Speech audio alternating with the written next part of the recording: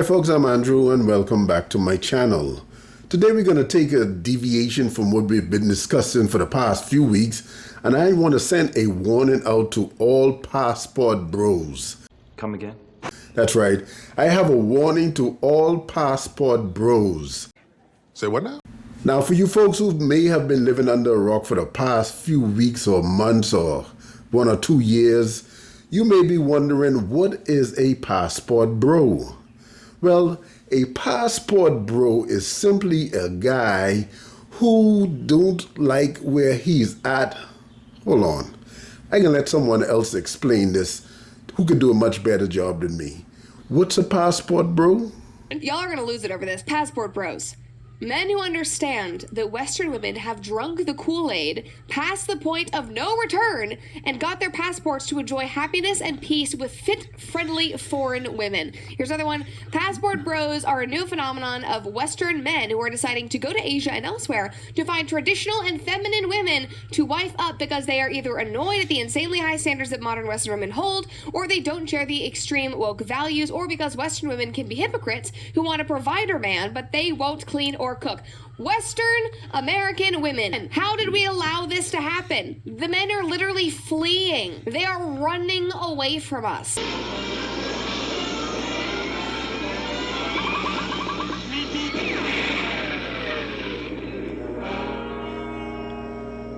And there you have it. A passport bro is simply someone, particularly a black man or black males, leaving the United States or the Western world and going to sometimes third world countries or other countries or destinations to look for a girlfriend, to hook up with a girl, or to look for a wife. I'm out of here. Now, this is not a new thing. You see, rich white men have been doing this for a long time. They've been doing it for years, for decades. It's only now that more black men are doing it that it's become a phenom. I make this look good. You see, it's no longer just the rich white men going to foreign countries or exotic countries and looking for women to get married. Now it's the rich black men. There's the black students, there are the black businessmen, and there are the regular Joe Blow black men going to different countries to look for a wife or to look for a girlfriend because they're fed up with what they're getting at home. But here's a warning for passport bros. See, it's not just a matter of going to a different country and going there and finding a girl and getting married, or finding a wife, getting married and settling down and having kids. It's not just that simple. You see, passport bros should take into consideration certain things. Number one, guys, you should always remember this. No matter where you go in the world, a woman is a woman is a woman. Simple as that. That seems simple enough. In other words, women will be women no matter where you go in the world. Always remember that. Number two, yes, it's true. Women react differently from different cultures or who grew up in different environments. That's just a fact. It's their culture that determines or dictates the kind of person they are, their personality. So that is a fact, and that's the reason why a lot of guys are getting their passports and heading overseas. But you also have to consider a lot of other things. For instance, take the culture in mind. Our differences are just cultural. That's it. Consider the culture before you even make a move. That should be your first step. You see, culture is a very serious thing. You can't take culture for granted. You can't just assume, well, I'm going to go over there and in China or Belize or Brazil or Philippines and pick up a wife and that's it. No, you have to consider their culture. You also have to consider the language barrier. There may be a language barrier that you have to consider, that you have to overcome. You see, you have to take all of this into consideration. Can you speak the language? Are you fluent in the language? Are you able to learn the language easily? What about the culture? Do you know anything about their culture? Do you know what their culture means or what it means to them? Do you know what all their culture entails? You see, that's important. Let me read something for you.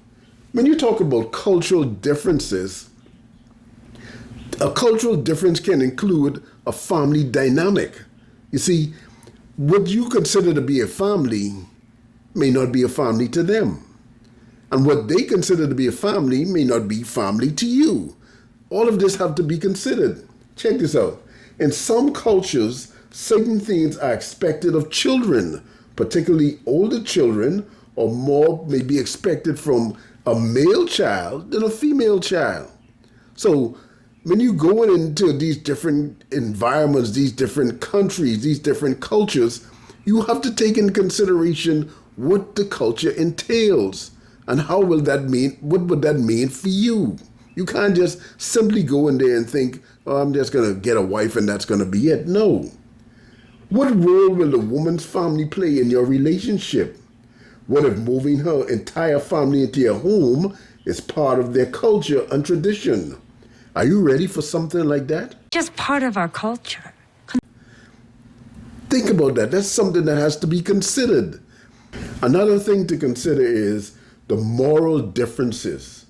You see, morals are the prevailing standards of behavior that enable people to live cooperatively in groups. Moral refers to what society sanction as right and acceptable. Most people tend to act morally and follow societal guidelines.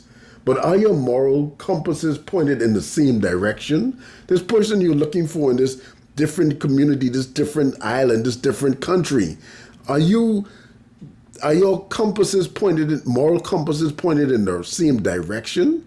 You might have different morals, different standards. Here's another thing to consider. A different value system. It's similar to morals, but the value system is the thing you hold dear. Values is the thing you hold dear. It's your foundation for your life. What are her value systems based on her culture and upbringing? Do you value the same things? A personal value system is a set of principles or ideals that drive and or guide a person's behavior. Another thing I want you to consider is the religious differences with people in different cultures. And see, this is a big one. Now God's blessing goes with you. And while a lot of passport bros may not be religious per se or church goers per se, a lot of them grew up in religious homes and they have a religious background, even if they don't follow through on it. Religion, they will find that when they go to these different countries, their religious background may play a big role. What is this girl's religious background in the country where you're going to? Are you willing to adopt to that religion? Is it something you can handle? Do you know what it is? You see, you may not even know what their religious status is. You may not know what their religious standings are or standard is. But are you just going in there and thinking, okay, I'm going to find a wife, but not even considering that their religious background or their religious standards may be a big part of their lives and it may play a big role in your relationship? Have you considered that? Are you willing to adopt to their religion?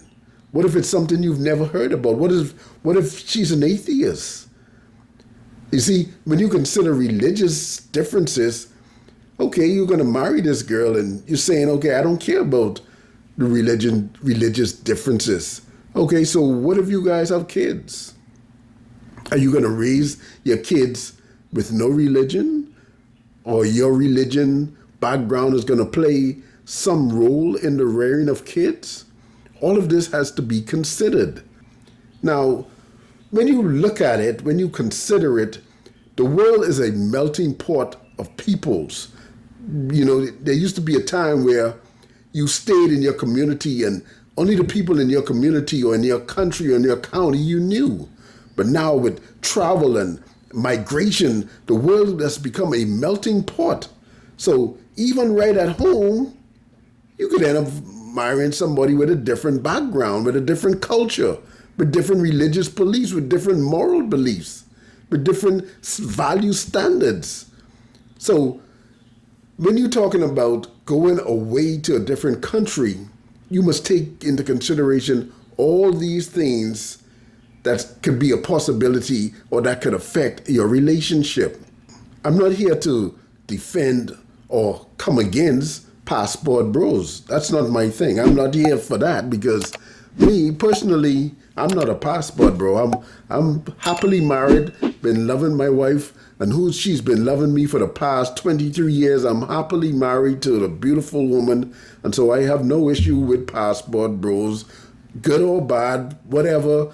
I'm just here to give you a warning, to let you know what the possibilities are when you're saying, okay, I'm going to pick up and go away and find somebody to marry. Like I say, it's been done for centuries, for a long time. People have been doing it. So it's nothing new, but now that a lot of more black men have been doing it, it's become a thing. It's become a movement, really. So you have to take all of these things into consideration. But I really want to send a warning out, or a more stern warning out, to my Christian passport bros. Consider this your first and last warning. Yes. That's right. There are believers. There are men who are believers, Christians, who have become passport bros. That's true. They have, and I've heard of some of them. They're leaving their country. They're leaving their church, and they're going to look for a girl in a different country, and they're saying to themselves, I'm going to find me a good Christian girl in a different country, and I'm going to get married and settle down and have kids. That sounds simple enough, doesn't it? And some of them aren't even looking for a Christian girl. They're looking for a girl to get married. And this is where the stricter warning comes in for passport bros who are believers or Christians and going away to different cultures and different places to find a girl to marry. Be very careful, because you have God's rule now coming into play. God's commandments coming into play. And thou shalt be saved. You see, when God told the Israelites, God is very specific about certain things. And marrying foreign women was one of the things he was adamant about. You look through the scriptures, you'll see it all through scripture where he talked about marrying foreign women and the warning he gave about it. Let's look at Deuteronomy chapter 7, verse 2 to 5. It says this, and when the Lord your God has delivered them over to you, and you have defeated them, then you must destroy them totally. Make no treaty with them, and show them no mercy. Do not intermarry with them. Do not give your daughters to their sons, or take their daughters for your sons. For they will turn your children away from following me to serve other gods. And the Lord's anger will burn against you, and will quickly destroy you. You see that? You see that strong warning God has given? He gave to the children of Israel. After they defeated the nation, he told them, look, I don't want you to marry them. Don't intermarry with them. Don't give your sons to their daughters, and don't give your daughters to their sons. This is a strict warning. Why was God so adamant about that? Why was he so strict on that? You see, when Solomon was probably one of the biggest offender of this. King Solomon, that's right, the wisest man to ever live. And you're wondering, how could this dude be so wise? He had 700 wives and 300 concubines. That don't sound like a wise move to me. But see, Solomon married a lot of foreign women, and that was one of the things God had contention with him about. These foreign women he married. Why? Why was he so adamant about them not marrying certain people? You see, as a believer, you can't just go around and marry anyone, whether you're at home or you go away and find someone. There are strict guidelines to doing that. There are biblical guidelines to doing that. God said, I don't want them to turn your heart away from me. I don't want you following after their gods. And you see, remember we talked about religious differences? Are you going to put aside your religion or what you believe religiously to follow their religion? And that's what God was warning about. And that's the biggest warning to passport bros who are believers. You can't just pick up and go and marry anyone. In fact, you can't do it at home because the Bible says, be ye not unequally yoked. That's the big thing. You can't just pick up and marry an unbeliever. God has strict rules about that. There's a reason why. You see, when you marry someone, you become one with them. When you have sex with someone, you become one with them. And that's why God said, don't marry them. Don't give your sons to their daughters or your daughters to their sons, because they will turn you away from following me. And when he spoke to Solomon, he warned Solomon about it. Let's look at the warning. In 1 Kings chapter 11, verse 1, it says, King Solomon, however, loved many foreign women besides Pharaoh's daughters, the Moabites, Ammonites, Edomites, Sidonians, and Hittites. They were from nations about which the Lord had told the Israelites, you must not intermarry with them, because they will surely turn your hearts after their gods. Nevertheless, Solomon held fast to them in love. He had 700 wives of royal birth and 300 concubines, and his wives led him astray. Passport bros who are believers, be careful, be warned. Thou shalt not covet anything. God is warning you. He warned Solomon, do not marry these foreign women who will turn your hearts away from me. Now, am I saying you can't marry a woman from a different country or different culture? I'm not saying that at all, because there are believers all over the world. There are believers all over the world, and you can find a Christian girl in any part of the world. But you see, here's the key. You got to pray about it. You got to be led by the Holy Spirit about it. You can't just pick up and marry anyone. Like I say, whether you're at home or you're going abroad, you got to pray about it, because you're making a serious commitment. Let God lead you to the right person. Let God lead you to the right girl, to the right woman. That's what you need to do if you're a believer. But that road eventually led to God. And see, even non-believing passport bros should consider this, because some guys have found themselves in some serious pickle situations. They found themselves in some situations they don't even realize how they got there. They're wondering, how did I get here? You listen to some of the stories, they're wondering, man, this isn't what I signed up for. I didn't think this would be like this. Everything gets so messed up. I'm all over the place doing this. I'm dabbling in this. I'm dabbling in that. And I don't understand why. So it's a warning. Be careful when you go out there. You get excited. You're saying, oh, I'm going to go find a wife in a different country. Yippee! Be warned, especially if you're a Christian passport bro. You have some rules to abide by. God said, don't just go jump up and marry these foreign women. If they're going to turn your heart away from me, don't do it. Now, there are foreign women all over the world who are believers, but you got to be led. You got to pray about it. And passport bros, here's a final thing you need to consider. When you go away and you find that wife you're looking for, that woman you're looking for, and you find her, and she's everything you wanted to be, don't make the mistake in bringing her back home. Especially if you're bringing her back home to the place where you're leaving. Because what's going to happen is, the minute you bring her back home, she's going to change on you.